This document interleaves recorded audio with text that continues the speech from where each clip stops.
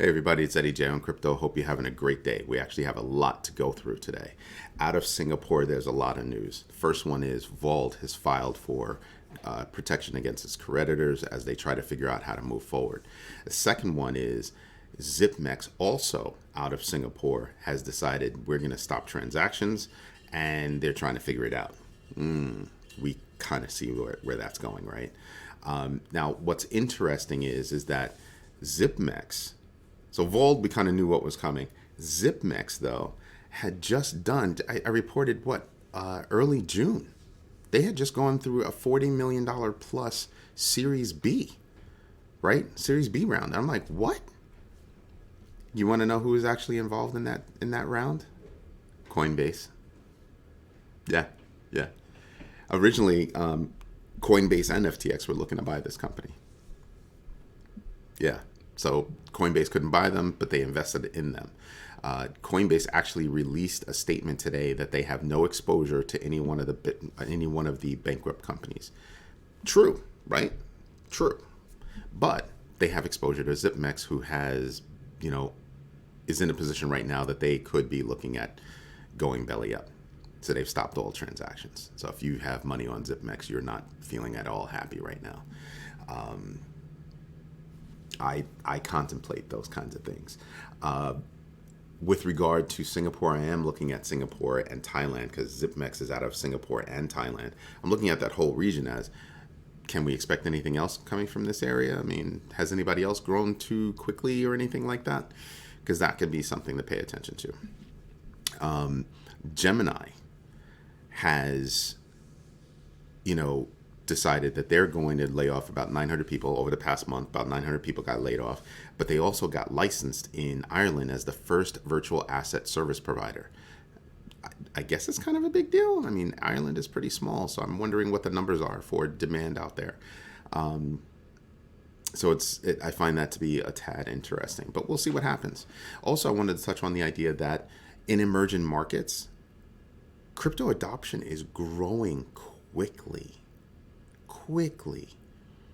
The ability to move money around to help family and small businesses, the ability to move money around so quickly, that's actually becoming a big deal. Also, since it means that there's no intermediary, in the transactions. It's between A and B, no C. That's really cool. So I'm paying attention to that. And I just had a conversation with Kenneth, my nephew, and we were talking about, what's the impact of crypto in emerging markets and what's the impact of crypto in general. So I gave that to him as an example. And then I also said, well, listen, imagine what that could be, what that could mean here, right? With a recession coming, it's going to hit people that, don't have a lot of money or, don't have a lot of money at all. That means the hustle is going to be back on, to make money. So what's the best way to get paid? Either in cash or in crypto. That's the best way. So somebody that gets laid off from a job might have a jewelry making business or some other kind of business. Maybe they make food and things like that. They can get paid in crypto. They can get paid in crypto and start to realize their own, financial freedom. Because isn't that what it's all about? Is, having financial freedom, not having a third party in your pocket taking money. And he was like, wow, that makes sense. So because he's just getting into crypto and he's like, yo, that's a big deal. His brother is into crypto and doing all right. And it's something to pay attention to as well as he starts his journey. And I had a conversation with another one of my friends about jobs for young adults and kids, right? I have a 14-year-old and it's hard for him to find a job. He's only 14 and he's going up against young adults and in some cases adults for those jobs. So he's got to, work for his big brother at the cookie store, to make money. I mean, because he's not a lazy kid. He wants to work. He wants to earn his own way. Those opportunities are coming, few and far between. For the younger you are, the harder it is for you to, find a gig, So he's finding other ways to find a gig. And, when you find those other ways, how do you want to get paid? Well, he can flip sneakers, get paid in crypto. He can do different things, and he's learning about how to do that. So the hustle is reaching new levels of understanding in younger generations, and they're picking up on it pretty damn quick. Same thing for emerging markets. Pay attention. Bitcoin whale moves. Tesla dumped off like 75% of their Bitcoin holdings. Mt. Gox is about to release 147 million. But here's the difference with Mt. Gox. Mt. Gox is they're releasing that 147 million worth of crypto to, the people that are supposed to get their money back. Who's to say that they're actually going to dump their money? I spoke about this, a few weeks ago. But other whales are doing the same thing. So Tesla dropping 75%. Another whale has moved 207 Bitcoin to Coinbase. A lot of reasons why you would do that, but why? Why? I don't get it. There are a lot of things that could happen. I'm not going to speculate, but there are things that could happen. Maybe it's a liquidation, or maybe they just want to bolster Coinbase's holdings because Binance just surpassed them as having the most Bitcoin on hand. So there are a lot of things that could happen there. Don't know, right? You just don't know. But just moving the crypto has an effect on the marketplace. So again, one of those things to pay attention to as you do your own research. In a big move, Spotify has partnered with OneOf. OneOf is a green NFT platform dedicated to music, exclusive drops, things like that. That's really cool. Spotify is a big music place, playing music and everything else. So incorporating an NFT, a music-based NFT marketplace, smart move. I'm actually curious to see if a purchase happens, if it becomes a merger and not just a partnership or not just a technology integration. That's what I'd be looking at. But in any event, I think that this is actually going to be really cool going forward. So I'm dying to see, how the different products and things play out, on that platform. I think it's going to be a lot of fun. Last note, before we get into the numbers, I'm kind of ticked off at the CEO of Avalanche. Avalanche is a great platform. What did he do? He went out there whining about Polygon, and he's whining because he says he has Avalanche has a competitive technology to ZK EVM launched by Polygon, and he's saying, well, we built our technology in house, and Polygon bought some of theirs. That's like whining that the New York Yankees buy players to put the best players on the field as a team to win the World Series.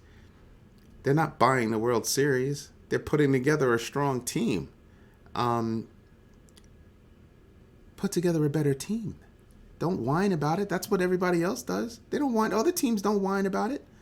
They put together competitive teams and go after it. So, hey, Amir, that's the CEO of Avalanche. Stop your whining and put together a better marketing plan for your platform. Until you do, I think Polygon's going to start blowing people away. And trust me, I like Avalanche. I do like Avalanche. Polygon's just one of my favorites. They're connective tissue in my book. They have so many things going on that platform. And this was before they signed on with Disney. There's still a lot to come out of that Disney relationship, I think. So, yeah. Let's stop with the whining and let's get with the better marketing and better positioning of the product. I think you'd be better off with that. That's not the way to gain positive PR. And they say, there's no such thing as bad PR in this case. I think it hurts the reputation. You know what I mean? I think it's a little ding on the reputation. Anyway, let's get to the numbers because there have been some pullbacks, right? And because I think those pullbacks happen because people want to take profit. And this is up to date. I just refreshed it a few minutes ago. So you have a lot going on over here with pullbacks all the way down. To see who's here. ApeCoin down 10%, STEPN down 10%, Waves down 10 as well, Gala down 11. I actually hold some Gala, so I pay attention to that. Anybody else I'm paying attention to? Nope. No, not on that list. But the list probably goes down below, right? On the positive side, not much positivity going on. It stops right about here. Any names here that I'm paying attention to? And the answer is no. I do like Ethereum name service, though. I do like Ethereum name service, so I'm paying attention to that. They're doing things. They're definitely doing things. Them and Unstoppable Domains, they're doing things like that. Let's start with the Fear and Greed Index. 34. Yesterday it was 30. Now we're deep into fear, and not extreme fear. That's a big move in a few days. That's really a big move in a few days, and I'm happy about it, and I think it's going to continue. With regard to TVL, I'm looking at this and I'm saying, well, we just moved 10 billion in a few days as well. Now, it's not where it was with 200 billion, but that's also a positive move, and I know that there are more things going on in that space. Looking at Bitcoin, Polygon, and Ethereum, it's really Polygon, Ethereum, and Bitcoin in this chart. But I'm looking to see, look all the way back here. Look at how things were moving. You see that? You see this? And then all of a sudden, everybody's moving up, Polygon just starts to take off on its own. Just starts to take off on its own. I'm telling you to pay attention. I've been telling you for a while that Polygon is one of my favorites, and it's proving out to be. Okay, it's proving it out there. So pay attention to these moves. Looking at how everything's going right now, yeah, Ethereum's down, Bitcoin's down, but look at where they are that we're saying they're down. Ethereum's down, but their new level is 1,500. Bitcoin is down, but their new level is above 22,000, which is where I like it. Even XRP is down, but it's at 35 cents instead of the 29 cents it was just a little while ago, just a few days ago. But I'm paying attention to these moves because there's a lot going on. There's a heck of a lot going on. All right. If you want to look at it in the list, I do want to come back over here. Look at Avalanche. Avalanche is up, almost 32% over the past 30 days. Over the past 30 days, right? They're not that far away from Polygon, which is why they're crying about it. Polygon is up almost 100%. Obviously, it was higher than that just a couple of days ago, but they're up almost 100% in 30 days. These are the things that I'm paying attention to as we move forward in the marketplace. I'm paying attention to the news. I'm paying attention to Vauld and Zipmex and Coinbase. I'm paying attention to all the news that can hit me in the near term, have immediate effect, have midterm effect, long-term effect. And I'm dropping them into different buckets so I can time, I can start to see, the commonalities of things going forward. All right. Anyway, this is Eddie J on crypto. If you like what I'm doing, do me a favor. Hit the like button, subscribe to the channel, and absolutely hit the notification bell so you know when I'm dropping a new video. I hope you have a great day. Bye-bye.